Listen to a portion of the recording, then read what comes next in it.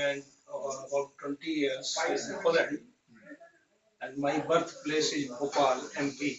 And I am Sanskrit teacher. Oh, MP is dominating here.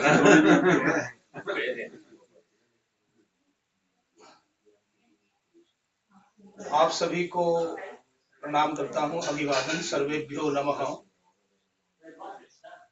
एक ऐसे अवसर पर जबकि हम सब भारतवासियों का सिर गर्व से, गौरव से ऊंचा हो रहा है, हजारों वर्षों की गुलामी के बाद आज ये पहला दिन है जब भारतवासी सनातन वैदिक धर्मी हिंदू लोग इतने प्रसन्न और इतने गौरव महसूस कर रहे हैं।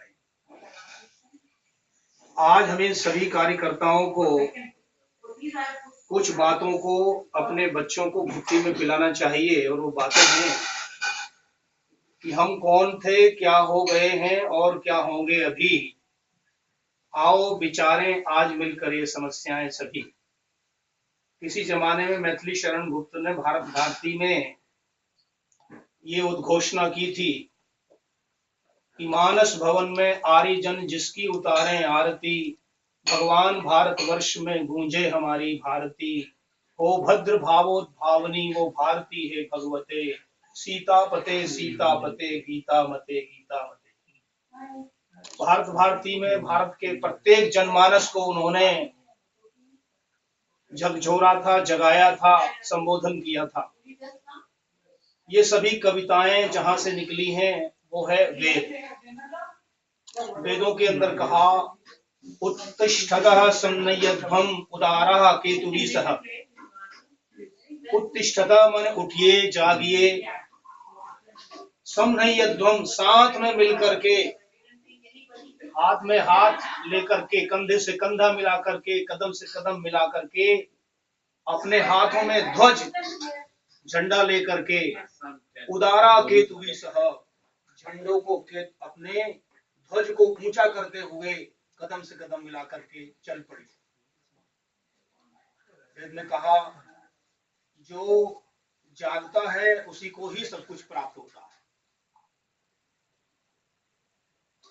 सामवेद के मंत्रों में आता है कि जो जागता है उसी को ही वेद की ऋचाएं, उसी को ही धर्म और उसी को ही परमात्मा भी अपनी मदद करते हैं। इसको उर्दू में ऐसे कहा जा सकता है, हिम्मते मर्दा मददे खुदा। जो बुजदिल हैं, जो कायर हैं, जो आलसी हैं, जो निठल्ले हैं, जो अपनी रक्षा नहीं कर सकते, जो गिड़गिड़ाते हैं, जो दूसरों के पीछे लगते हैं, जो गुलाम बनकर रहते हैं, उनको परमात्मा भी मदद नहीं करता। परमात्मा तो छोड़ दीजिए, संसार में पशु प्राणी भी उनकी मदद। तो हमारे इतिहास में 1000 वर्ष की गुलामी के कारण हमारे संस्कार, कायरता के संस्कार आ गए थे, जिसको भगवत गीता में कहा अर्जुन के लिए, क्षुद्रम हृदय दौर्बल्यम त्यक्त्वा उत्तिष्ठ परंतप। और वही घोषणा भगवत गीता की और वेद की आज हमारे सामने खड़ी हुई है कि हम हृदय की दुर्बलता को और इस कायरता को, क्लीबता को, नपुंसकता को तोड़ करके, छोड़ करके, जैसे सांप अपनी केंचुली को त्याग देता है और फ्रेश हो जाता है, उसी तरह से हम भी सैकड़ों वर्षों की इस गुलामी के विचारों को, मानसिकता को त्याग करके आज मोदी के नेतृत्व में अपने आत्म गौरव को, स्वाभिमान को जागृत करें। ये एक संदेश है और इतिहास को कभी न भूलें।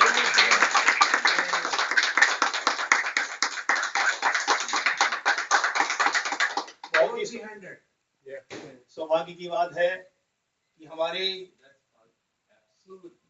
वैदिक सनातन धर्मी हिंदू मानसिकता वाली पार्टी जो है जीत रही है।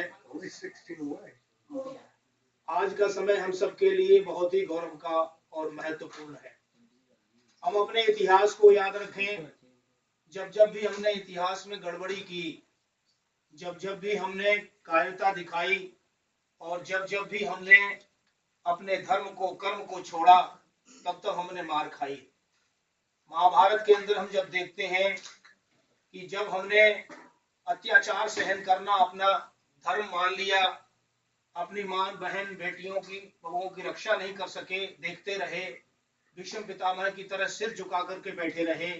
इस प्रकार की प्रवृत्ति जब हमारे गुरुओं में, आचार्यों में और हमारे ही बड़े लोगों में होने लगी, जब हम अपनी मातृभूमि की रक्षा नहीं कर पाते, और माता मातृभूमि जिसको जननी जन्मभूमिश्च स्वर्गादपि गरीयसी कहा है कि जननी जन्मभूमि स्वर्ग से भी महान है, जिसके वास्ते हमारा तन में मन में प्राण है, जिसके रजोकण पे लिखा राम कृष्ण नाम है, भूमि ये महान है, निराली इसकी शान है, इसकी जय पताका पर लिखा विजय निशान है, जननी जन्मभूमि स्वर्ग से महान है। ये संदेश को हमने जब से त्यागा, अथर्ववेद के अंदर सबसे बड़ा सूक्त है मातृभूमि सूक्त, भूमि सूक्त, जिसके अंदर कहा भूमि माता को वंदना की गई है और 5 माताएं हमारे यहाँ पर मानी जाती हैं।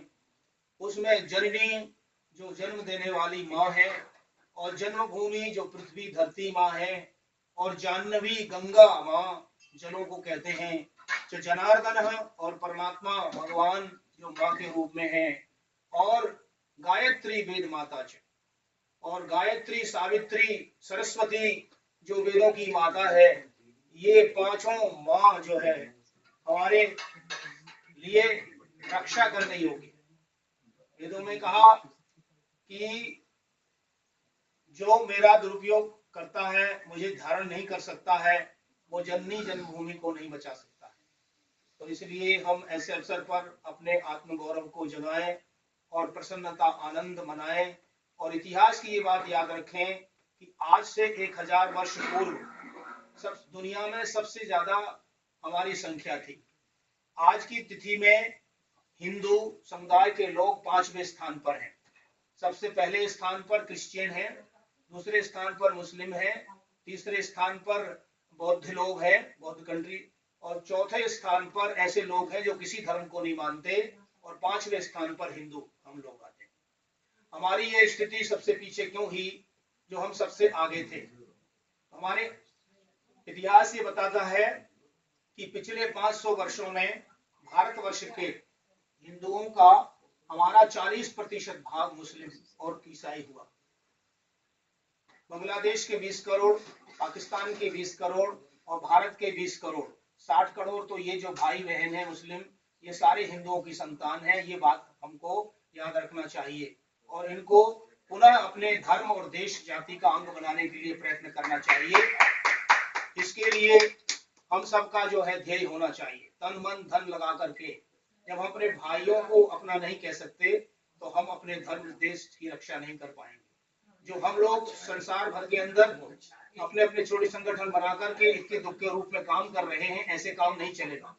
अब हमें मोदी के साथ में मिलकर के उनके सरकार को और सारे संसाधनों को साथ में लेकर के दुनिया भर के अंदर एक आंदोलन चलाना होगा, पिछड़े लोगों को गले लगाना होगा।